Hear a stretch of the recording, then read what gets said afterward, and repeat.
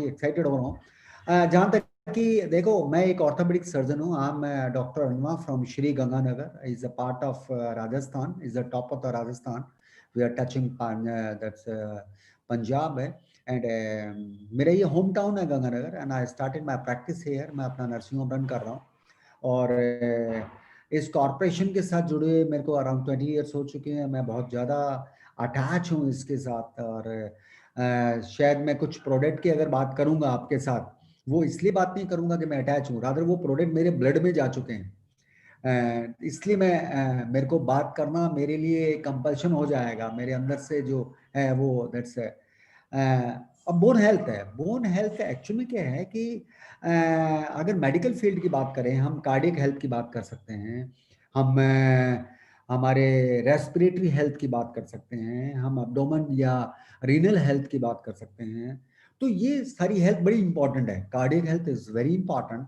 Respiratory health आज के time में, कोविड के टाइम में आपने देखा जो कैजुअलिटीज हो रही हैं, जो हम हमारे जो लोगों को यंग ब्लड को लूज कर पा रहे हैं, वो शायद हमारी रेस्पिरेटरी हेल्थ की वजह से हो रहा है।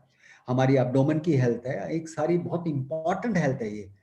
परंतु अब ये बोन हेल्थ एक नई चीज, नया है। परंतु मैं आपको बताना चाहता हूँ, ये बोन हेल्थ है ना, ये बहुत ज्यादा इजी है। It is a very easy topic as compare to other thing. दूसरों चीजों के मामले में ये बहुत इजी है। इसको बोन हेल्थ को मैं सोचना, और फिर उसके बारे में उसको मेंटेन करना। बात आती है कि इसमें क्या चीज है। सिंपल सी तीन चार चीजें आती हैं जो उसके अंदर आती है। जस्ट आपको एक अंडरस्टैंड करना है, what is your diet schedule. Number two, what is your physical activities. और नंबर थ्री, कुछ लाइफस्टाइल फैक्टर्स होते हैं जो हमारी बॉडी को डायरेक्ट इफेक्ट करते हैं, हमारे ज्वाइंट्स को, हमारे बोन को।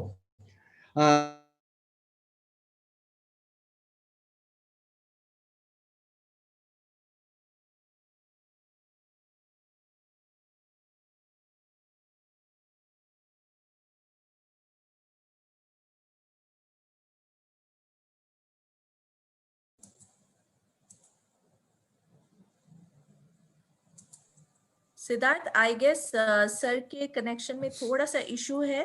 Can we please check with him? Sir वापस आ रहे हैं, just give me 1 second.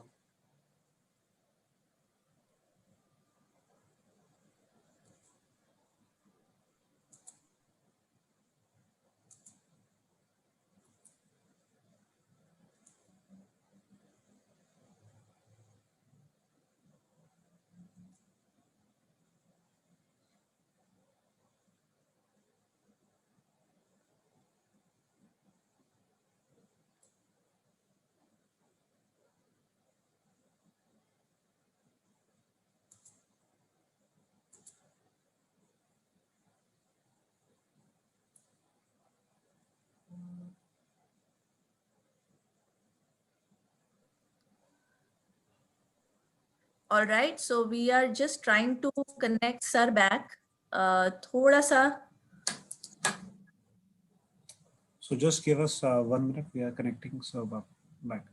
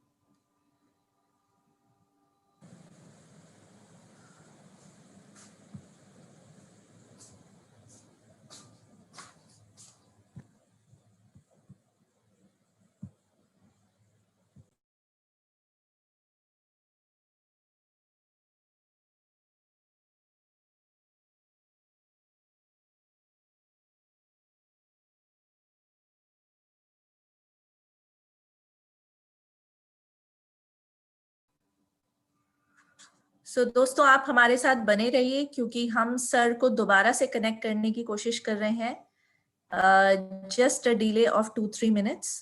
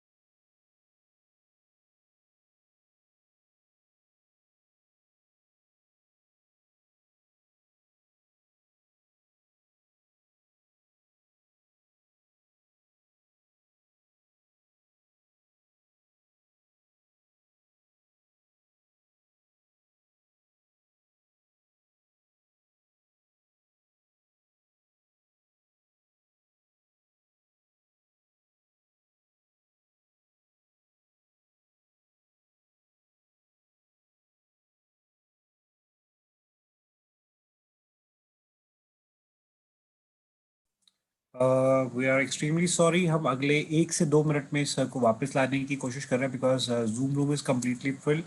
So just give us 2 to 3 minutes. Thank you so much for your patience.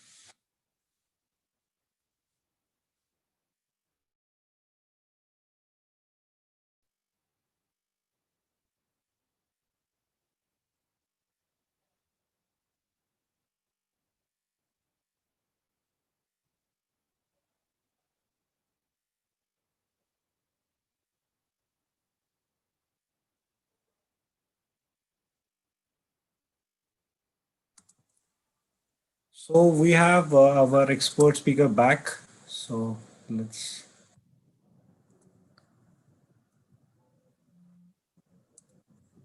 Hello. I'm Yes, I'm sir. really very sorry. I'm really very sorry. No, sir. कुछ signal कुछ system की challenge आ गया और any how. और मैं बात कर रहा था कि बोन हेल्थ के बारे में. जैसे बोन हेल्थ क्या है कि एक्चुअल में क्या है, मैं आपको सभी लोगों को बताना चाहता हूँ. आप अपने माइंड के अंदर एक बड़े क्लियर रखें. It is very easy to think about bone health. इसको बोन को थोड़ा सा आप बाकी कार्डियक और रेस्पिरेटरी आप उस सेंस में मत लेके जाएं. इसको बहुत सिंपल सिंपल वे से बात करें हम. दो आम है डॉक्टर, परंतु आप ये मान के चलो कि I am your part. Um we everybody we are everybody is a doctor on the bone health point also. इसीलिए कई बार तो बोन हेल्थ के बारे में मैं तो इवन इस engineering, it is medical engineering मैं कह सकता हूँ. तो आप उस एंगल से भी आप इस एंगल से सोच सकते हैं. तो अब बात आती है कि बोन करती क्या. बोन एक्चुअली क्या कि वी प्रोवाइड द स्ट्रक्चर, हमारे को एक हाइट देती है. हमारे जो ऑर्गन्स हैं बाकी, अब थोड़ी सी देर के लिए आप एक परज्यूम करें कि एक बॉडी है और उस बॉडी के ऊपर सब कुछ उतार दिया और सिंपल बोन का ढांचा बना हुआ है, दैट इज बोन. ठीक है ना. अब इसके अंदर क्या रखा हुआ है, हार्ट के अंदर पसलियों के बीच में आपका कार्डियक है, हमारा फेफड़े हैं, एब्डोमेन के अंदर हमारा बहुत कुछ है, किडनी है, स्प्लीन है, आंतें हैं हमारी. उसके ऊपर आप ये मान के चलो कि हमारा पूरा का पूरा मसल मास लगा हुआ है उस ढांचे के ऊपर, ठीक है ना, उस ढांचे के ऊपर पूरा मसल मास है। इवन बोन के अंदर जो ब्रेन है जो इसकी वजह से हमारी एक्टिविटी करते हैं, वो हमारा स्कल के अंदर है। तो ये सारी की सारी बोन के बारे में आप थोड़ी सी देर के लिए आप मेरे साथ रहेंगे तो आपको इसको चीज को अंडरस्टैंड करना बड़ा आसान हो जाएगा। दूसरा, मसल्स जो सारी की सारी बोन पर लगी रहती है। और तीसरी एक और चीज है, जो हमारी बोन है वो हमारा एक कैल्शियम का स्टोरेज का काम करती है, मैं आपको बताना चाहता हूं। It is a very important. इसलिए क्या होता है कि बोन को स्ट्रॉन्ग बिल्ड करना और हेल्दी रखना ये बहुत इंपॉर्टेंट है, बहुत इंपॉर्टेंट है। और ये स्टार्ट होता है सिंस चाइल्डहुड। अगर आप देखें कि आपने कई बारी किसी के न्यूबॉर्न विशेस देते हैं, न्यूबॉर्न बेबी होता है, तो एक ह्यूमन क्वेश्चन हो जाता है, बर्थ वेट कितना, वेट कितना रहा, इनकी हाइट कितनी रही बेसिकली। तो इसका मतलब starting is very important bone health के बारे में। तो हम स्टार्टिंग से ही हम इसके बारे में वरी करने लग जाते हैं। और जैसे जैसे बच्चा ग्रो करता है तो हम डेली पहले से कितना कंपैरिजन में कितना बड़ा हो गया है, कितना लंबा हो गया है, तो वहां पे सारा का सारा बोन से रिलेटेड होता है। तो इसलिए आप सभी लोगों को मैं जरूर नो करना चाहूंगा इस रिगार्डिंग कि बोन को हमें वैल्यू देनी है। और थोड़े सा भी हम वैल्यू दे देते हैं तो हम इसकी एक अच्छी स्टॉक मेंटेन कर सकते हैं बोन के अंदर, हमारा बोन की क्वालिटी को हम मेंटेन कर सकते हैं। और जो कि हमारा आखिर तक टिल वी डाई हमारे साथ वो बोन का स्ट्रक्चर हमारे साथ काम करता है। It is so important basically, मैं आपको बताना चाहता हूँ। और दूसरा क्या होता है कि जो बोन है देखा जाए तो हमारा ब्लड सेल्स की बात करें या किसी भी स्किन की बात करते हैं, हमारी स्किन बनती है, पील ऑफ होती रहती है, वैसे ही बोन भी न्यू बोन फॉर्मेशन होती रहती है। इस बात का भी आप ध्यान रखो, आपके दिमाग में होना चाहिए कि नई हड्डी बनती है, पुरानी हड्डी अब्जॉर्ब होती है, ये एक प्रोसेस चलता रहता है। और 30 साल तक की एज जो होता है, 30 इयर्स तक की एज में हमारे पास मैक्सिमम बोन स्टॉक होता है। तो आपको बड़ा केयर करनी पड़ेगी। अगर आप 30 से कम है तो आपके पास बहुत बढ़िया अपॉर्चुनिटी है अभी भी कि अपनी बोन की क्वालिटी को आप इंप्रूव कर सकते हैं, आप बोन की क्वालिटी को और बढ़िया बना सकते हैं। और अगर आपके बच्चे अंडर 30 है या छोटे बच्चे हैं, तब आप उनके बारे में उसके बारे में वरी कर सकते हैं, या उसके बारे में एक पॉइंट अगर दिमाग में रख लेंगे तो आप एक अच्छी बोन की उसके रख लेंगे, उसमें कर लेंगे। 30 साल तक हमारा मैक्सिमम बोन स्टॉक हो जाता है। 30 साल के बाद में प्रोसेस क्या होता है? प्रोसेस वही होता है, नई हड्डी बनती रहती है, पुरानी अब्जॉर्ब होती रहती है। पर तो आफ्टर 30 क्या होता है कि नई हड्डी बनने का प्रोसेस अब्जॉर्ब होने के मुकाबले में कम होता है। इसलिए धीरे धीरे धीरे धीरे धीरे धीरे हमारा जो स्टॉक पड़ा है वो स्टॉक हमारा डिप्लीट होता रहता है। आपने देखा हो, मैं अगर पैसे की बात करूं, सपोज आपने बैंक के अंदर पैसा रखा हुआ है और आप कब तक बैंक के अंदर अपनी एफडी को डिपॉजिट करवाते रहते हैं, जब तक आप में दम है पैसा कमाने का, तब आपकी एफडी बढ़ती है। और जब आपको लगता है कि आप उस वक्त इतने फिजिकली या मेंटली या इतने साउंड नहीं होते, तो आपके इकोनॉमिकली आप धीरे होते हैं, तो आपके एफडी यूज होने लग जाती है। तो एफडी ज्यादा यूज होती है, डिपॉजिट कम होता है। सेम प्रोसेस इसके अंदर है। एक एज के बाद में बोन की क्वालिटी धीरे धीरे वीक होती है, आपके अब्जॉर्ब नई हड्डी बनना कम हो जाता है। इस प्रोसेस को भी आपको थोड़ा सा जानना पड़ेगा।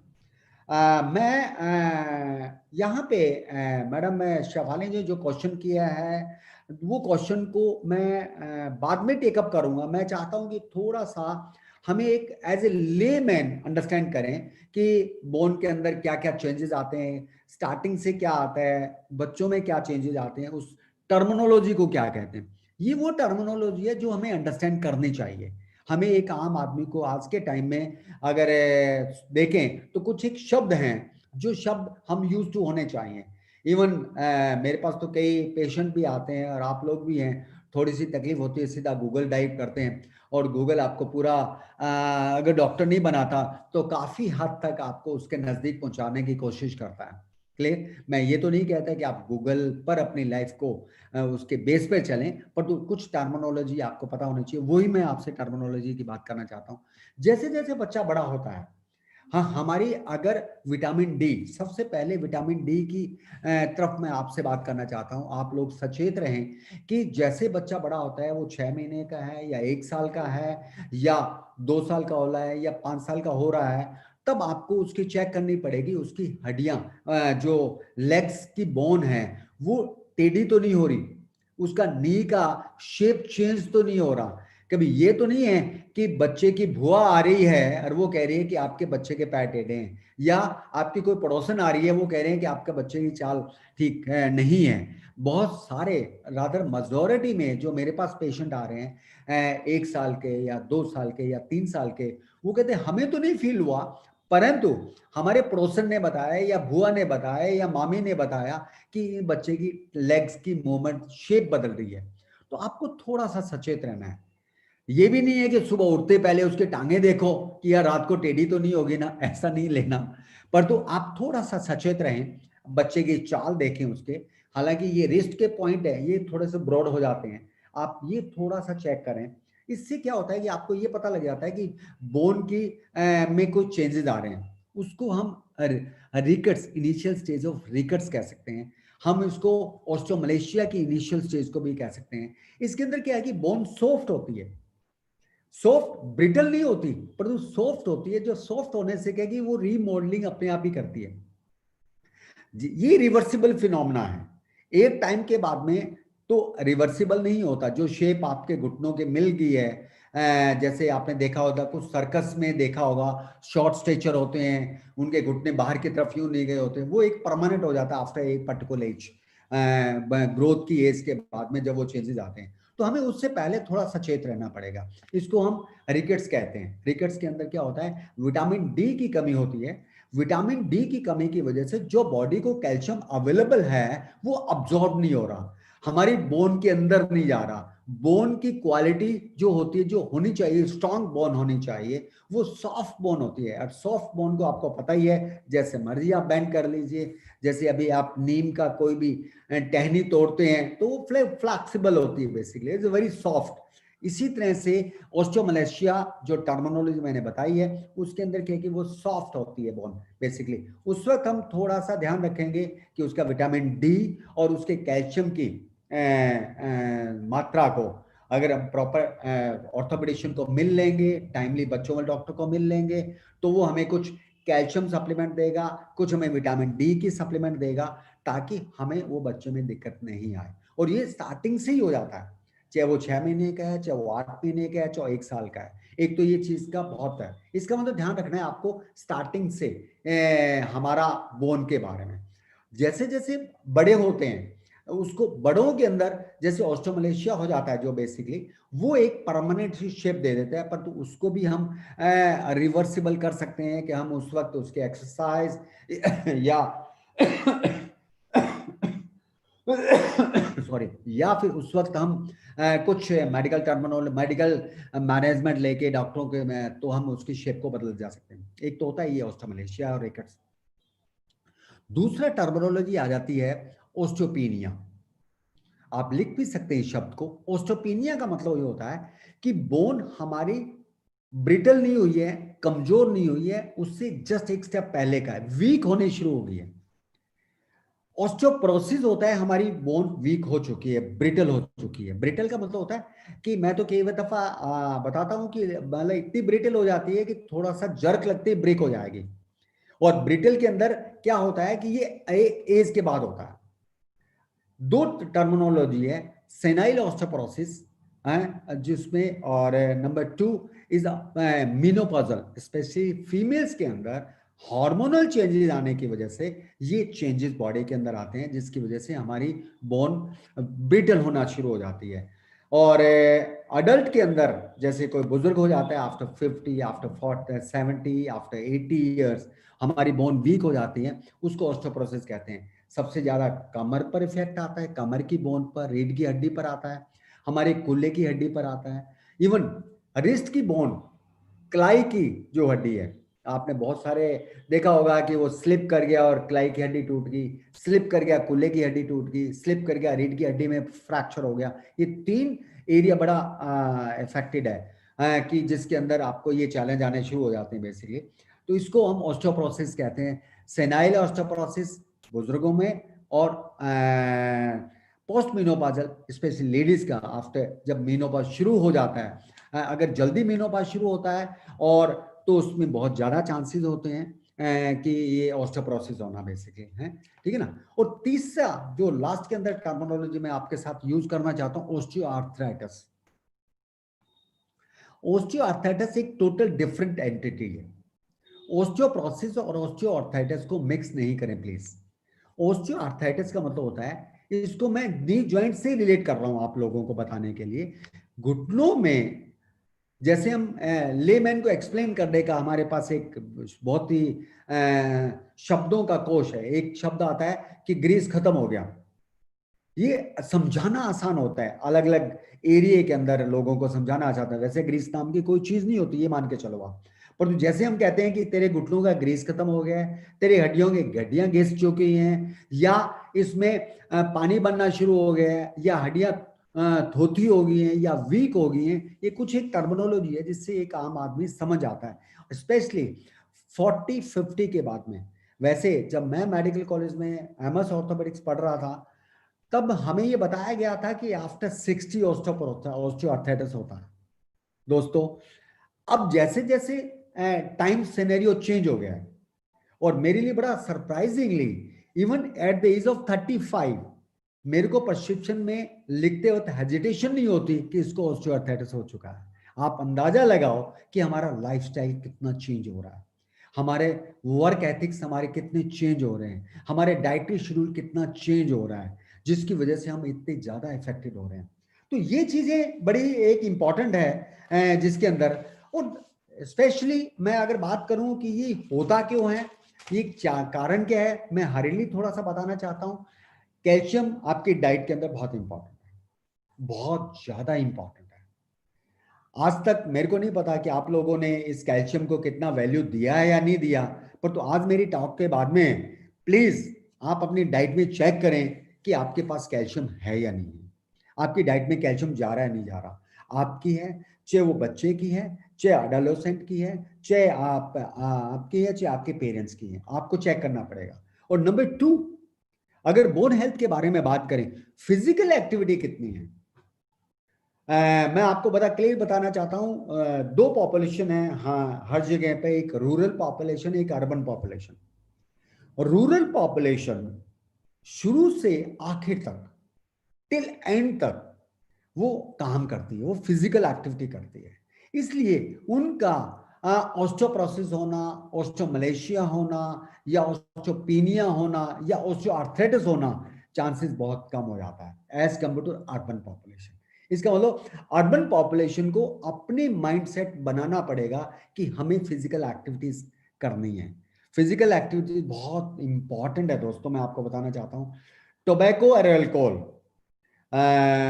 देखो मैं यहाँ पे कोई अल्कोहल छुड़वाने वाला मिशन में तो नहीं हूं, परंतु बीइंग एन ऑर्थोपेडिक सर्जन और बोन हेल्थ की जब बात कर रहे हैं, ये दोनों चीजें ऐसी होती हैं जो आपकी बोन की क्वालिटी को डिक्रीज करती है।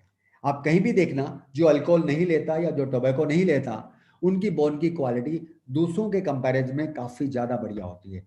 जेंडर डेफिनेटली मैं आपको बताऊं, वुमन का हड्डियां वीक होना एज कम्पेयर टू मेल बहुत ज्यादा डिफरेंस है, ठीक है ना। और अगर आपकी हाइट है, हाइट पर भी बड़ा फर्क पड़ता है, आपकी एज पर बड़ा फर्क पड़ता है। जैसे जैसे आपकी उम्र बढ़ती है, आपकी बोन की क्वालिटी वीक होती रहती है। और अगर हम हार्मोनल लेवल की बात करें, बहुत सारे देखा होगा आज के टाइम में शुगर के बहुत पेशेंट मिलते हैं आपको। आम आदमी कह देता है जी मैं शुगर का पेशेंट हूँ। इवन एक आम आदमी चल के भी ये कहता है कि मेरे तो थायराइड का टेस्ट कराओ। Thyroid is again a very common word जो एक आम आदमी अपने आप से चिंतित होती है। डेफिनेटली थायराइड हार्मोन बहुत बड़ा इंपॉर्टेंट रोल प्ले करता है आपकी बोन की क्वालिटी को इंप्रूवमेंट करने के लिए। आपके ईटिंग जो डिसऑर्डर्स हैं वो बड़ा मेंटेन करता है। इवन मेडिसिन, सांस की तकलीफ है, स्टेरॉइड ज्यादा लेते हैं, बोन की क्वालिटी वीक होगी, इसमें कोई शक नहीं है। आप कंसर्न डॉक्टर के साथ आप बैठ के बात करेंगे तो इसमें काफी ज्यादा आपको बेनिफिट मिलेगा। अब बेसिकली क्या होता है कि इस बोन की क्वालिटी को हम इंप्रूव कैसे करें, दोस्तों मैं कहता हूं वेजिटेबल का बहुत बड़ा रोल है। हमें घास फूस की तरफ आना पड़ेगा। मैं वर्ड यूज करना चाहता हूं, हमें वापस घास फूस की तरफ आना पड़ेगा। आप पशुओं में देख लीजिए, जानवरों में देख लीजिए, जो वेजिटेरियन डाइट लेते हैं, जो सारा दिन घास फूस खाते हैं और उनकी कितनी एक्टिविटीज रहती हैं, ये बहुत इंपॉर्टेंट है। आपको उस पर आना पड़ेगा। आप अपने किचन के अंदर आप चेक करें कि आपके पास वेजिटेबल्स कितनी हैं और आप कितनी वेजिटेबल ले रहे हैं। और स्पेशली मैं चाहूंगा कि आदत डालें रॉ वेजिटेबल खाने की, जितनी रॉ वेजिटेबल खाने की। और अदर आजकल एक स्टेटस सिंबल बन चुका है ये कि ये सैलड्स खाना। मैं आपको बताना चाहता हूं कि मैं मेलबोर्न में थे, हम एमवे के प्लेटफॉर्म पर। वहां पे मेरे साथ कुछ ऑस्ट्रेलियन दोस्त थे जो हम बैठ के डिनर ले रहे थे। और वो भी हमारा उसमें ग्राउंड के अंदर, हमारा जो एमजी ग्राउंड था उसके अंदर ले रहे थे। उसने मेरे को बड़ी अच्छी बताया कि जो भी ऑस्ट्रेलियंस हैं वहां पे, सभी हम इंडियंस थे, हमारा एएलएस था। तब उसने कहा कि आप सब लोग इंडिया से आए हो और आप जाके चेक करो, हर टेबल पर बड़ी बड़ी सैलेड्स की ट्रे लगी हुई है और बहुत कम लोग हैं जो उस सैलेड्स को ले रहे हैं। और जहां पर भी कोई ऑस्ट्रेलियन उनके साथ बैठा है, वो उस ट्रे को पहले फिनिश कर रहा है। और मैंने ये वाकई में फील किया ये कि हम इस मामले में बहुत कंजूस हैं। तो हमें इस चीज पर आना पड़ेगा। और मैं चाहूंगा कि आप अपनी इस डाइट के अंदर एक वर्ड है जो उसमें सैलेड्स को इज्जत दो। सैलेड का मतलब ये नहीं है कि सब्जी के साथ थोड़ा सा प्याज काट लिया, सब्जी के साथ थोड़ा सा एक टमाटर का पीस ले लिया, या सब्जी के साथ या रोटी के साथ हमने कुछ और एक पीस ले लिया, हम सेटिस्फाइड हो गए, हमने सैलेड ले लिया। नहीं, सैलेड्स को पूरी रिस्पेक्ट दो। पूरा उसके ऊपर आप लगे आपको कि आपने 50% सैलेड ले लिया है। और उसके बाद आप देखें कि आपको चपाती कितनी लेनी है, या आपको सब्जी कितनी लेनी है, या आपको डेजर्ट्स कितना लेना है, या आपको कुछ और चीजें कितनी लेनी है, वो बात की बात में कहानी करो। इसलिए मैं चाहता हूं it's lots of vegetable please हैं। और बाकी दूसरी इसके साथ और मैं आपको बताना चाहता हूं, स्ट्रेंथनिंग एक्सरसाइज बहुत इंपॉर्टेंट है। जितनी ज्यादा आप एक्सरसाइज करेंगे, जितना ज्यादा आपकी एक्स्ट्रा एक्टिविटीज होंगी। रादर मैं तो मेरे चैम्बर में जब कोई पेशेंट आता है तो मैं उनके एक ही बात कहता हूं, आप एक्टिविटी ज्यादा करो। कैसे करो? आपके रूफ टॉप पे कपड़े सुखाने के लिए 4 कपड़े रखे हैं आपने। एक दफा में चारों नहीं लेके आने, पहले एक दफा जाना है, नीचे आना है, फिर दोबारा जाना है, फिर नीचे आना है। 4 एक्टिविटीज करनी है। आप अपने कमरे के अंदर हैं और आप पानी लेना चाहते हैं, बच्चे को किसी को ही नहीं कहना, आप खड़े हो, किचन में जाएं और पानी की बोतल लेके आए। आपको लगता है कि आप मार्केट जाना है, ट्राई आप व्हीकल पर नहीं चलें, आप प्लीज पैदल चलने की कोशिश करें। ये कुछ एक्टिविटीज आप बढ़ा दीजिए। कुछ एक्टिविटीज बढ़ा देंगे धीरे धीरे कि कलेक्टिवली ये फुल डे की जो एक्टिविटीज हैं, ये आपकी बोन हेल्थ के लिए बहुत बड़ा रोल प्ले करेगी। और दूसरा मैं बताना चाहता हूं, प्रोटीन का बहुत बड़ा रोल है। प्लीज प्रोटीन को अहमियत दे। और हम कितने लकी हैं, हमारे पास प्रोटीन पाउडर है जो कि 98% अब्जॉर्ब हो रहा है जैसे ही हम ले रहे हैं। मैं तो केवल हमेशा कहता हूं कि प्रोटीन पाउडर एमवे का मतलब पता है क्या है, कि इसमें ब्लड के अंदर हमने सीधा डायरेक्ट डाल दिया, जस्ट लाइक दैट। इसकी अब्जॉर्बेबिलिटी है। और दूसरा 80% तक एक स्कूप के अंदर हमारे पास अवेलेबल है। Best of the best protein available है। ये आपकी बोन हेल्थ के लिए बहुत इंपॉर्टेंट है। हाई कैल्शियम, जैसे थ्रू आउट द डे आपने हाई कैल्शियम डाइट लेनी है। और विटामिन डी का आपने स्पेशल ध्यान रखना। हमारा जो कैल्शियम है उसके अंदर विटामिन डी भी है, पर तो विटामिन डी का एक्स्ट्रा डाइट में भी आपको लेना चाहिए। आप आजकल शैशेज अवेलेबल हैं, टेबलेट्स अवेलेबल हैं, आप अपने फिजिशियन या ऑर्थोपेडिशियन को मिल सकते हैं। आप क्योंकि अभी आपको वो धूप नहीं मिल रही, अभी आपको वो सनलाइट नहीं मिल रही, अभी हमारा शेड्यूल वो परमिट नहीं कर रहा कि हमारी बॉडी के अंदर विटामिन डी पूरा मिल जाए। हमें सप्लीमेंट के रूप में लेना चाहिए। लो कैलोरीज डाइट का जमाना आ चुका है। आपको लो कैलोरीज डाइट लेनी चाहिए। और दूसरा सबसे चीज है कि आपके कोलेजन सप्लीमेंट्स आपको लेने चाहिए। और ये एक कुछ मेरा आपके साथ शेयर करने का था, जो मैंने आपसे शेयर किया। बोन क्या है, बोन की हेल्थ को आपने कैसे मेंटेन करना है, आपको कैसे। मैं चाहूंगा कि सफाली जी मेरे से कुछ क्वेश्चन आंसर करना चाहते हैं, तो that is better for me कि मैं उसको पॉइंट आउट कर पाऊंगा basically. Safali ji. Yeah so Siddharth this side sir. Yes. Sir एक सवाल था जो बहुत कॉमनली आता है कि जैसे अब वेदर चेंज होता है राइट, और वेदर चेंज हो भी रहा है इस समय में and winters are already there. तो इस समय में किस तरीके से अपनी जॉइंट हेल्थ, जैसा कि आपने बताया कि यदि पानी लेने जाना है तो खुद जाया जाए राइट, और रादर देन किसी को बोलने से बेटर है। तो फिजिकल एक्टिविटी में आपने बहुत बड़ा रोल बताया है इसका। पर डॉक्टर साहब मैं ये जानना चाह रहा हूँ कि यहाँ पर यदि हम अपने जॉइंट की फ्लेक्सिबिलिटी को और बेटर करना चाहते हैं तो उसमें product like glucosamine and glucosamine, specially glucosamine का किस तरीके से इम्पैक्ट करता है हमारी जॉइंट हेल्थ पे, तो उसके बारे में डॉक्टर साहब थोड़ा सा बताइए नहीं, आपने ओवरऑल। बहुत अच्छा क्वेश्चन किया है। और जैसे अभी सीजन चेंज हो रहा है, हम हालांकि मैंने अभी टी शर्ट पहनी हुई है, अगर मेरे को बाहर जाना पड़े तो शायद मेरे को कुछ ड्रेस चेंज करनी पड़ेगी। और मेरे को specially in the morning session के अंदर अगर मैं बाहर मूव करता हूँ तो डेफिनेटली मेरे को थोड़ा सा स्वेटर भी ले सकता हूँ, मैं कुछ और भी यूज कर सकता हूँ। और क्योंकि जैसे जैसे टेम्परेचर चेंज होगा, अब ये टेम्परेचर चेंज होना है, दिवाली आ रही है डेफिनेटली, और इसके बाद में एकदम ही जैसे जनवरी और फरवरी का महीना आ जाएगा, हमारा टेम्परेचर। और स्पेशली जिस लोकेशन को मैं बिलोंग करता हूँ, गंगानगर को, मैं एक्सट्रीम टेम्परेचर को फेस करता हूँ। मैं इधर से 48 डिग्री टेम्परेचर को भी फेस कर रहा हूँ, और इधर से मैं 0 डिग्री या 1 डिग्री या 2 डिग्री को भी टेम्परेचर को मैं मेंटेन कर रहा हूँ। तो एक तरह से हमारी बॉडी अभी इतना अकस्टम्ड नहीं है कि हम इसको करें। पर इसके लिए सबसे एक इंपॉर्टेंट चीज, जैसे मैंने पहले भी बताया, your physical activities is very important. Your physical activity is very important to maintain your joint. Joint क्या होता है कि ज्वाइंट का, आप कहते हैं ना, ठंड लगी ज्वाइंट हिलते ही नहीं, सर्दियों में तो क्या होता है, ये हाथ ही नहीं हिलते। स्पेशली लेडीज कहते हैं, हमारे बुजुर्ग लेडीज कहते हैं कि किचन में कुछ किसी चीज को, गिलास को उठाना भी बड़ा मुश्किल होता है, क्योंकि ये सारे के सारे जॉइंट स्टिफ हो जाते हैं। हमारे को इसके लिए एक्सरसाइज, अब मैं ये चीजें कर रहा हूँ, आपको ये करते रहना पड़ेगा। इस तरह से आपको एक्सरसाइज करते रहना पड़ेगा। एक्सरसाइज बहुत इंपॉर्टेंट है इस वेदर चेंज के अंदर।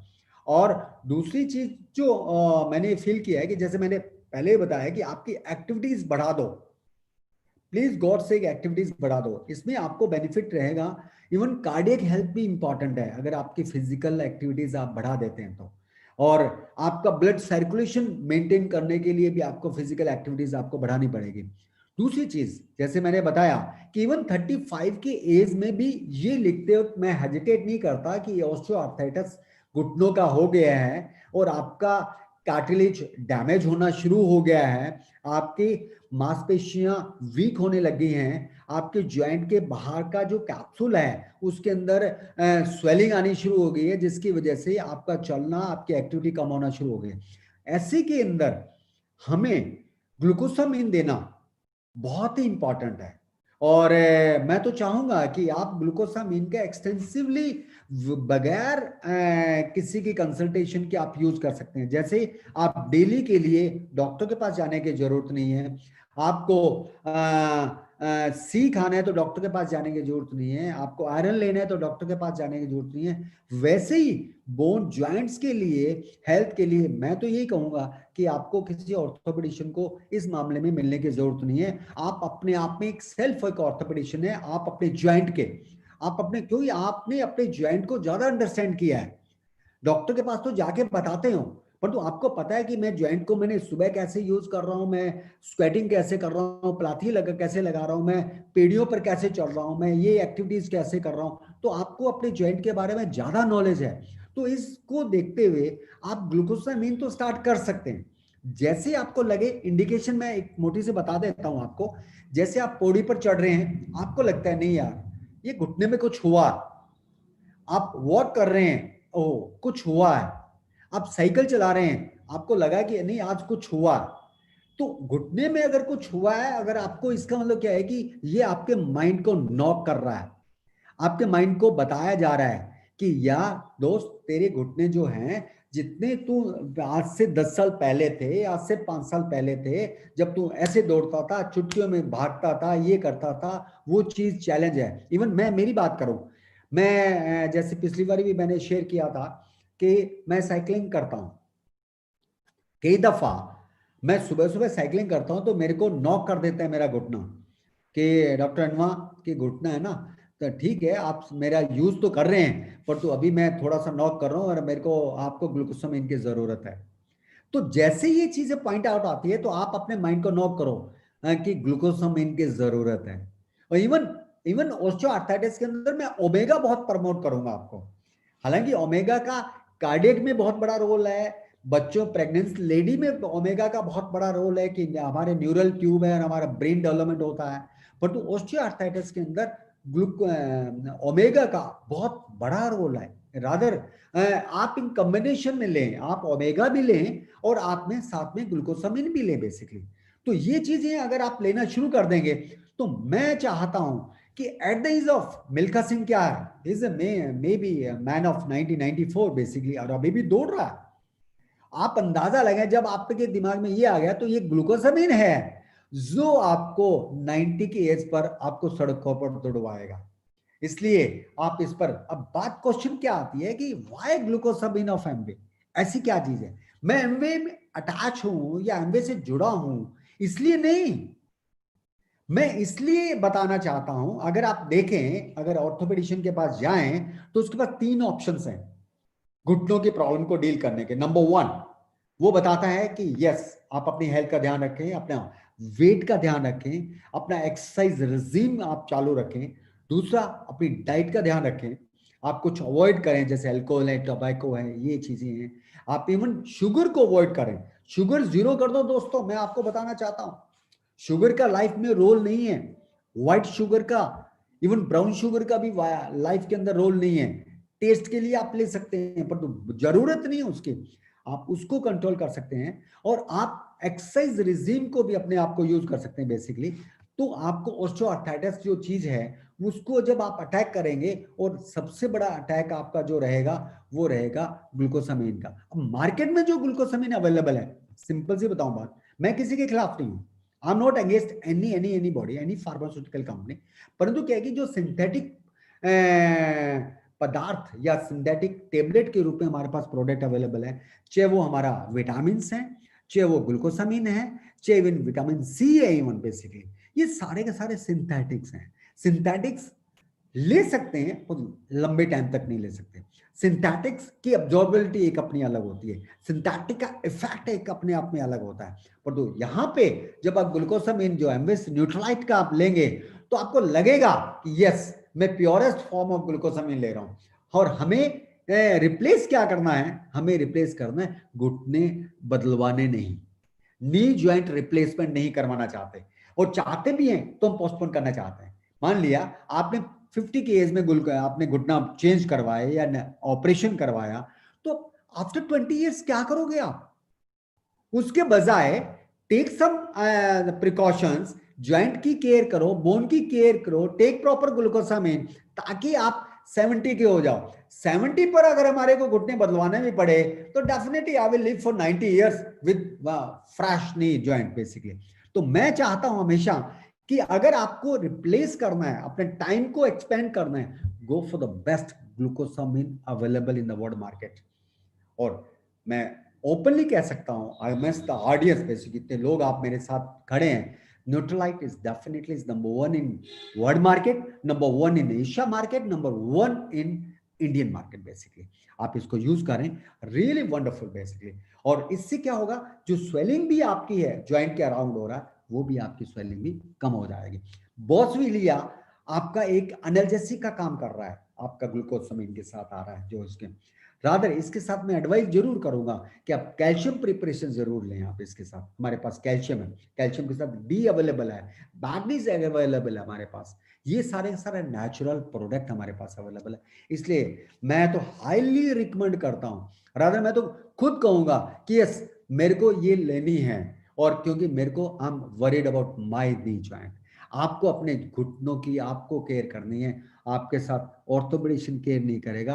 ऑर्थोपेडिशियन आपको तकलीफ होगी तब आपको टेम्परेरी आपको रिलीफ देगा। जब आपको ये पता लग गया है कि अपने घुटनों को कैसे टैकल करना है, तो मेरे को लगता है जब आप अपना घुटना ठीक करेंगे, आप अपने पड़ोसी का घुटना ठीक करेंगे, आप उसके दोस्त का घुटना ठीक करेंगे, और ये एक कारवां बनेगा जिसकी वजह से yes healthy knee joint in India, basically ये माहौल क्रिएट हो जाएगा, जिसकी वजह से मैं बहुत एक्साइटेड हूं।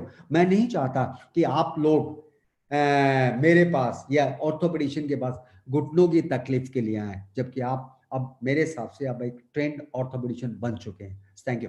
Back to Siddharth. Thank you doctor साहब। And yes, very well said कि हम इस तरीके से तो एटलीस्ट एक अच्छे डॉक्टर बन सकते हैं। बिकॉज मैं डॉक्टर साहब आपको एक छोटा सा इंसिडेंट शेयर करना चाहता हूँ। अभी इस लॉकडाउन में जैसे कहते हैं ना कि सभी अपने घर पे थे, एंड इस घर के टाइम पे हम बहुत सारे अपने फैमिली रिलेशंस के साथ, मेरे रिलेटिव्स के साथ फोन पे कनेक्ट हुए। तो किसी ने मुझसे ऐसी just in a conversation they asked me about joint health के बारे में, वो मेरे से बात कर रहे थे और उन्हें मैंने यही सब रिकमेंडेशन किया। बिकॉज जो लास्ट टाइम आपका प्रोग्राम जो हमने अटेंड किया था तो बहुत सारी नॉलेज इनटेक हुई थी। डॉक्टर साहब आज उनका फीडबैक मैं आपको देना चाहता हूं कि उन्होंने अपनी लाइफस्टाइल रूटीन में ग्लूकोसामिन, HCl एंड कैलमेक D+ and omega, salmon omega 3 along with एक राइट फिजिकल एक्टिविटी जो आपने रिकमेंड करते हैं हमेशा कि एक अच्छा स्टेयर्स चढ़नी है, एंड आपको साइकिलिंग बिल्कुल, यदि आप स्टैंडिंग साइकिलिंग कर रहे हैं तो लो फ्रीक्वेंसी पे करनी है आपको, एंड अच्छी डाइट लेनी है। And I am feeling very proud, मैं अपने एंड से बहुत प्राउड फील करता हूँ बिकॉज इसकी वजह से उनका जो नी रिप्लेसमेंट होना था, जिनकी वजह से वो बहुत ज्यादा चैलेंज हो रहा था, उनको स्वेलिंग थी अराउंड हिज नीज, वो बिल्कुल रिड्यूस हो चुकी है and he is completely fit and active. और उनको हमेशा ये टेंशन होती थी कि हर बार सर्दियां जब भी आती है उनके नी में स्वेलिंग आ जाती है और वो परेशान रहते थे, but now he is working fine. तो this is a very great thing. Thank you doctor साहब for your recommendation. And sir मैं बीच में बोलना चाहूंगा, मैं प्लीज आपकी बात को इंडोर्स करना चाहता हूँ। जी जैसे डॉक्टर मैंने साहब। पहले भी बताया कि जब आपको नी रिप्लेसमेंट पोस्टपोन करना है और आपके पास ग्लूकोसामिन एक ही है, ऐसा तो या है नहीं ना, ये भी ले लो कंपनी का, ये भी ले लो, ये भी ले लो, ये भी लोगे आप एक ही। तो जी जब लोगे एक ही, go for the best one. या आपको शुरुआत के अंदर हो सकता है फील आए कि कॉस्टली होगा, ये होगा, वो होगा, पर तो अगर आज मार्केट में भी अगर हम जाते हैं और हमें कुछ अच्छी क्वालिटी का अगर प्रोडक्ट लेते हैं ना, तो वो कई दफा हमारे ग्लूकोसामिन से महंगा है। परंतु मैं आप ऑडियंस को बताना चाहता हूं, एक माइंड के अंदर है ना, अब ये फंडा क्लियर कर लो कि हमें हमारे घुटने के लिए बेस्ट मेडिसिन नहीं, बेस्ट सप्लीमेंट लेना है जो हमारे को सपोर्ट करेगा। और मैंने कई केसेस के अंदर देख चुका हूं ये ग्लूकोसामिन दे के, और they are very comfortable, very comfortable.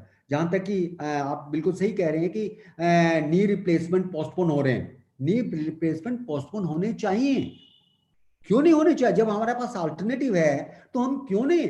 अब मैंने घुटना चेंज करवा लिया, अब मैं कैसे एक्टिविटी कर सकता हूं सारी? और मैंने अगर घुटना चेंज नहीं करवाया, and I am doing all type activities, मैं स्क्वाट भी कर रहा हूं, मैं ये भी कर रहा हूं, मैं वो भी कर रहा हूं, सारा कुछ कर रहा हूं। और दूसरा जो मैं पिछली बार भी बहुत ज्यादा हाईली रिकमेंड किया था, प्लीज, और cycling is the best way for knee exercise.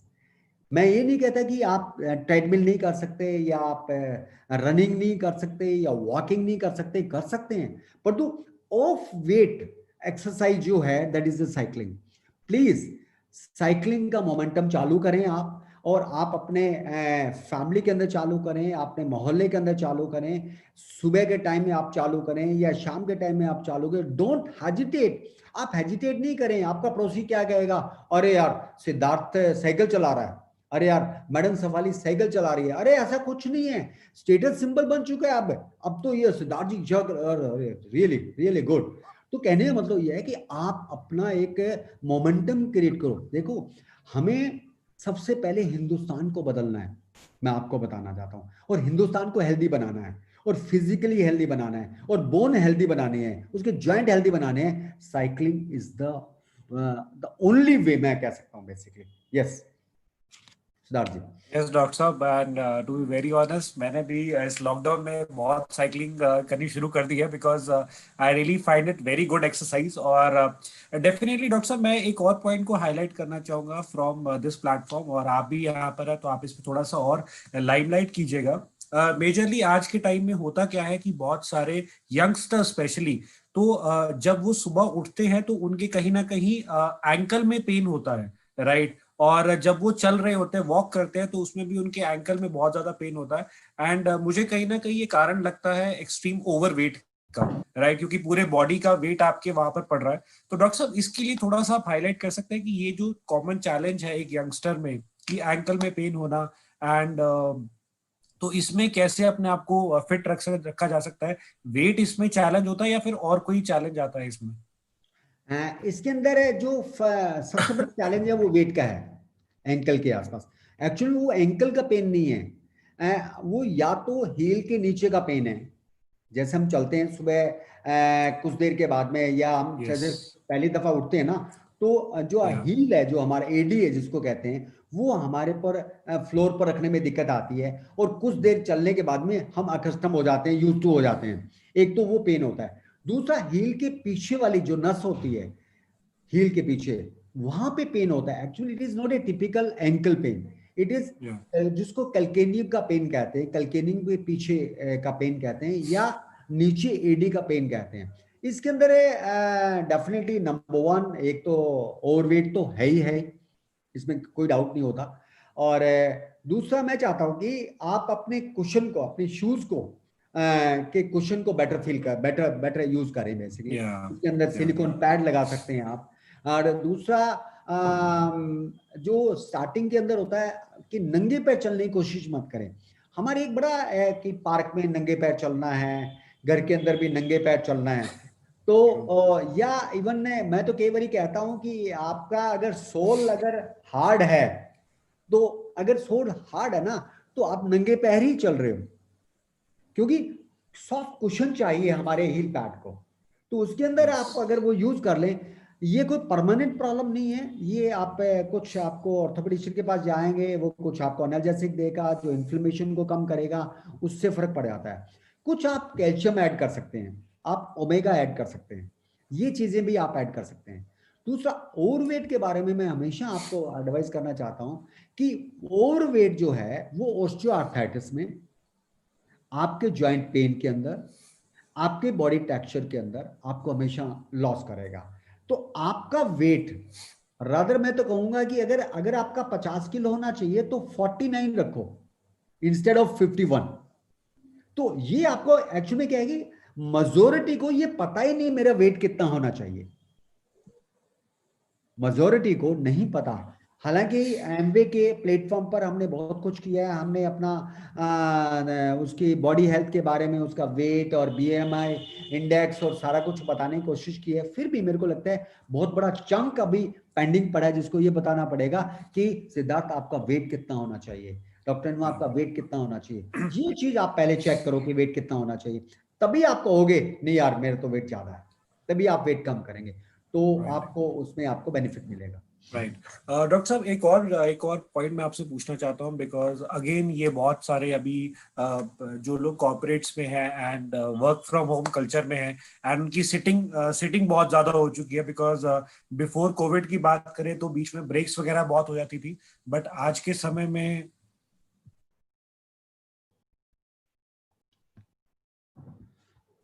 सो आज के समय में कंटिन्यूअसली सिटिंग पोस्चर ज्यादा है, तो इसमें बहुत सारे लोगों का सिटिंग पोस्चर खराब हो चुका है। बिकॉज राइट नाउ यदि मैं अपनी भी बात करूं तो मैं भी कंटिन्यूअसली एक ही पोस्चर में बैठा हूं, so I need to make our posture. तो डॉक्टर साहब, एक बॉडी पोस्चर कितना इंपॉर्टेंट होता है फॉर स्पाइनल इंजुरीज से अपने आप को बचाने के लिए, कितना इंपॉर्टेंट है और वो किस तरीके से रोल प्ले करता है? बिकॉज मैंने कहीं ना कहीं ये पढ़ा था कि अर्थराइटिस में या फिर जॉइंट पेन्स में एक स्पाइनल का भी बहुत बड़ा रोल रहता है। तो नहीं, ये बहुत ही अच्छा है आपने क्वेश्चन किया है, क्योंकि ये स्पाइन, ये एक तरह से ये मान के चलो तो स्पाइन हेल्थ की बात कर रहे हैं। अब जैसे मैं स्ट्रेट हूँ, अगर आप मेरा देखा जाए, मेरी back is not touching my chair, clear. और इस वक्त की टेंडेंसी क्या होती है, जो हमारी जो बच्चों की टेंडेंसी है, जो हमारी टेंडेंसी है, ऐसे ऐसे हम हो गए आगे बेंड होके अपने रहते हैं। अब बेंड होके मैं अब काम तो करता रहूंगा, उसके बाद खड़ा हो, अरे यार, फिर वो ये जैसे Yes. एडवर्टाइजमेंट आता है ना, कोई अमिताभ बच्चन ऐसे खड़ा होता है और ऐसे उसमें बैक को पकड़ता है, फिर उसके लिए फिर वो मेडिसिन बताता है, या बाम, झंडू बाम लगाओ, या ये बाम लगाओ, वो बाम लगाओ। तो ये चीजों के लिए क्या होता है कि आपकी अपनी चेयर है जो, वो दूसरा ये होता है कि जैसे अभी आपने कहा वर्क फ्रॉम होम है, तो आप क्या करो, बीच बीच में ना आप अपनी एक्टिविटी स्टैंडिंग हो जाओ। तो स्टैंडिंग होके थोड़ी सी आप एक्टिविटी कर लें, आप थोड़ा सा अपने रूम के अंदर वॉक कर सकते हैं। अगर नहीं भी कर सकते, मान लिया मेरे पास इतना टाइम नहीं है, तो मैं स्टैंडिंग होके कई बार मैं पेशेंट देखता हूँ, तो मेरे को लगता है मैं काफी टाइम हो गया बैठे हुए, तो मैं पेशेंट खड़े होके पेशेंट देख लेता हूँ, ठीक है ना। तो बीच में क्या है कि ये जो आपकी कुछ एक्स्ट्रा एक्टिविटीज है, ये आपको रिलैक्स करती है। आपने कुछ स्पाइन को आपने बेंड हो गए, इधर बेंड हो गए, आगे बेंड हो गए, ये एक मोमेंट्री करने से मेक इट ए हैबिट। हर 1 घंटे बाद, हर 1.5 घंटे बाद, 2 घंटे बाद, अगर छोटी सी ये 2 मिनट की भी एक्टिविटी आप कर लेंगे ना, अब मैं दोबारा बैठ रहा हूँ, oh I am relax like anything. तो कहने मतलब ये थोड़ा सा हैबिट बदलने वाली बात है। और इसके लिए क्या होता है कि माइंड के अंदर हमें ये चीज डालनी है कि हमें ये करना है। कंटिन्यूस सिटिंग से ऐसा नहीं है, अब रादर एफिशिएंसी ज्यादा बढ़ जाएगी अगर आप बीच में थोड़ा सा 2 मिनट्स का अगर ब्रेक दे देते हैं और आप अपना पोस्चर चेंज कर देते हैं तो। राइट डॉक्टर साहब, thank you so much and बहुत ही जबरदस्त रहा आपसे फिर से एक बार जुड़ के एंड बहुत सारे पॉइंट्स सीखने को मिले। इनफैक्ट मुझे भी बहुत कुछ सीखने को मिला एंड हमारी कंप्लीट ऑडियंस जो इस समय हमें जूम और यूट्यूब के जरिए आपको सुन रही है, तो big thanks to you doctor साहब। बहुत सारी क्वेरीज हैं हमारे पास, तो हम एक अलग से इंटरवेंशन जरूर करेंगे जहाँ पे वन ऑन वन क्वेरीज को हैंडल करेंगे। एंड बाय द टाइम यदि किसी की क्वेरीज अनआंसर्ड रहती हैं तो आप मेरे साथ इस सेशन के बाद आप मुझे व्हाट्सएप कर सकते हैं, हम आपको एक सर्टिफाइड न्यूट्रिशन के साथ आपको लाइन अप कर देंगे सो दैट आपकी क्वेरीज रिजॉल्व हो। बट डॉक्टर साहब थैंक यू सो मच आपका कीमती समय निकालकर और ये सारे पॉइंट्स को हाईलाइट करने के लिए। मैं एक बार फिर से हमारे regional marketing manager Shifali Gandhi ji को बुलाना चाहूंगा और जानूंगा कि किस तरीके से वो इस प्रोग्राम को देखा है उन्होंने अभी तक and how she is going to take this towards the end. Yeah Shifali ma'am, over to you. Thank you so much Siddharth, thank you doctor साहब। बहुत ही ज्यादा इंफॉर्मेशन थी इस आज के पूरे सेशन में, और बहुत सारे क्वेरीज आपने जो है हैंडल किए, और बहुत सारे हमारे डाउट्स क्लियर हो गए। सो आई थिंक जैसे कि अभी इन्होंने बोला कि वर्क फ्रॉम होम और ये बहुत सारी चीजें बदलाव जो हो गया उसके लिए बॉडी पे अलग अलग तरीके का इम्पैक्ट आ रहा है। सो थोड़ा थोड़ा एफर्ट अगर हम करते रहें, थोड़ा सा स्ट्रेचिंग करें या थोड़ा सा डीप ब्रीदिंग करें बीच बीच में, so I think it is very important for all of us to maintain that solace of the body, जहाँ पे कि हम कहते हैं कि एक बॉडी को हम अच्छे तरीके से एक आराम के मोड में अगर हम रखना चाहते हैं। सो आई थिंक यस, ये बहुत सही बात है। अगर आपकी कोई भी और क्वेरीज है तो please do get in touch with us. हम आपको अपने कंसल्टेंट्स के साथ कनेक्ट करेंगे for the right recommendation of the product, because बहुत सारी क्वेरीज आ रही हैं डॉक्टर साहब की सर एक छोटा सा क्वेश्चन जाते जाते, और कि धूप में अगर हम रहते हैं तो कितनी देर का धूप एक्सपोजर हमारे लिए जरूरी है, इस बात का जवाब जानना चाहते हैं ऑडियंसेस आपसे सर। डेफिनेटली वो चाहते होंगे कि हम विटामिन डी धूप से ले लें, परंतु जी विडंबना क्या है कि इस वक्त जो धूप में ज्यादा भी काम कर रहा है, अगर मैं उसका भी विटामिन डी करवा रहा हूँ तो उसका भी अंडर आ रहा है। तो मैं तो कई बार कह देता हूँ, सूरज देवता अभी है ना, जो सूर्य की किरणें भेज रहे हैं वो फिल्टर करके भेज रहे हैं, ताकि आप लोगों को विटामिन डी एक्स्ट्रा लेना ही पड़ेगा। Madam, this is a very alarming situation. Even urban population के बजाय रूरल पॉपुलेशन का, जो हम उम्मीद करते हैं कि वो सन एक्सपोजर को ज़्यादा रहती है, तो अगर वहां पर भी अगर मैं विटामिन डी का लेवल करवाऊं तो बहुत अच्छी खासी परसेंटेज है जहां पे उनका विटामिन डी कम मिलेगा। रीजन क्या है, आई डोंट नो। रादर हमें बीच में तो ये डाउट हो गया था कि फार्मास्यूटिकल वालों का ये कहीं सिस्टम तो नहीं चला दिया कि सभी का विटामिन डी कम करो और विटामिन डी बेचो, परंतु मैं ये तो नहीं मान सकता, मैं ये कह भी नहीं सकता। परंतु डेफिनेटली जो हमारे जिसने भी ये क्वेश्चन किया है कि मैं उसके बारे में यही कहूँगा कि इट्स वेरी डिफिकल्ट, इसके बारे में मेरा कहना बड़ा मुश्किल है कि आपको कितनी देर तक रहना चाहिए। आइडियली मॉर्निंग का टाइम का जो आपका सनलाइट है वो होनी चाहिए, काफी टाइम तक होनी चाहिए, कुछ आधा पौना घंटा, जो कि हमारा शेड्यूल टोटल चेंज हो चुका है। पर तो मैं जरूर एडवाइस करूंगा कि कुछ नहीं करें, विटामिन डी अवेलेबल है, हमारा कैलमेक के अंदर विटामिन डी अवेलेबल है, आप वो आप लें और आप उसको यूज करें। और स्पेशली मैं उस सभी को बताना चाहूंगा, बच्चों का विटामिन डी का प्लीज ध्यान रखें, ये बहुत मिसिंग पैथोलॉजी है और जिसके अंदर कई दफा परमानेंट चेंजेस आ रहे हैं बच्चों के अंदर ग्रोथ के टाइम, फिर उनके बाजुएं या पैर टेढ़े हो रहे हैं, उनका ध्यान रखें ताकि हमें बड़ों में तो एनी हाउ डॉक्टर के पास जाएगा, विटामिन डी करवा लेगा, विटामिन डी दे देगा आपको, पर तो बच्चों का थोड़ा ध्यान रखें ताकि हमारे को ये प्रॉब्लम फेस ना करनी पड़े। पर तो मैं चाहूंगा कि विटामिन डी ही लें। मेरे को नहीं पता सूर्य देवता किस तरह से हमारे साथ कौन सी क्वालिटी का सनरेज भेज रहे हैं, I don't know. Absolutely sir, absolutely right. So किस डायरेक्शन में बैठे हैं, कितनी मात्रा में धूप आ रही है, कितना ज्यादा वहां की एनवायरनमेंट में जो है ओजोन परमिट कर रहा है कि कितना ज्यादा छनकर आ रहा है। So all this is very difficult to answer, very rightly put. So I think there is a special need कि हम अपनी बोन्स को और जॉइंट्स को हेल्दी रखने के लिए कैल्शियम और ग्लूकोसामीन का डोज जो है वो रेगुलरली लें, चाहे यंग एज है, एडल्ट है, या फिर आगे जो है 50+ है। I think all of us we need it throughout our life. So thank you so much Dr. Saab once again from all the participants here. मैं आपका तहे दिल से स्वागत करती हूँ एक बार फिर से, क्योंकि आज का हमारा जैम पैक था प्रोग्राम। और सिद्धार्थ एक बताना चाहेंगे हम सबकी नॉलेज के लिए कि YouTube पे कितने लोग जुड़े थे हमारे साथ? ये जान करके बहुत अच्छा लगता है कि इंफॉर्मेशन कितने लोगों तक पहुंच पाई है सर के थ्रू आज। तो डॉक्टर साहब, दोनों यदि हम प्लेटफॉर्म्स को मिलाकर बात करें तो आज लगभग पिछली बार का भी रिकॉर्ड टूट चुका है। 5000 लोगों ने आपको सुना है यहाँ पर, एंड 5000 की ऑडियंस आपको एक साथ सुन रही है और आपसे बहुत सारी इंफॉर्मेशन गेन हुई है डॉक्टर साहब। And big thanks to you for getting your precious time for us doctor साहब, एंड अपनी सारी इंफॉर्मेशन शेयर करने के लिए बहुत बहुत धन्यवाद। Thank you sir, thank you once again. और आप सभी के लिए हमारा चैट बॉक्स नेक्स्ट 5 मिनट्स के लिए खुला रहेगा। बिल्कुल दिल भर के अपने अप्रिसिएशंस डॉक्टर साहब के लिए दीजिए प्लीज, एंड जरूर हमें बताइए फॉर नेक्स्ट इवेंट अगर आपको कोई भी एडिशन डिलीशन करनी है, कोई भी फीडबैक देने हैं, we are very very open. Thank you so much. शब्बा खैर, शुभ रात्रि एंड गुड नाइट।